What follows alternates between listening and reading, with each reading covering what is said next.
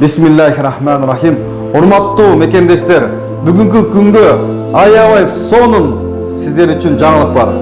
Палестина Газада биздин боордош момун мусулман бир туугандарга 5 лагерге 25.000 ысык тамак жасап тараттык.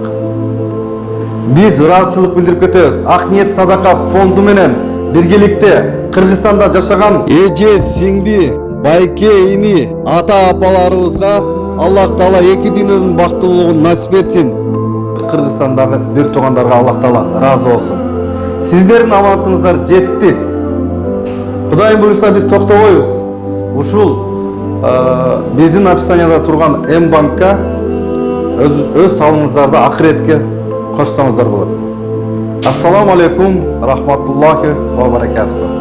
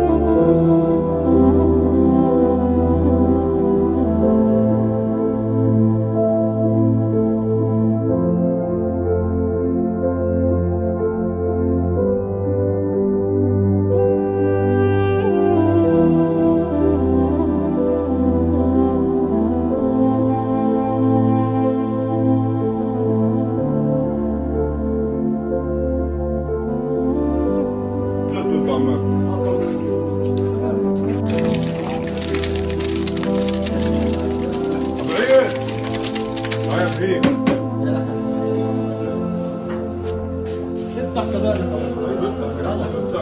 it.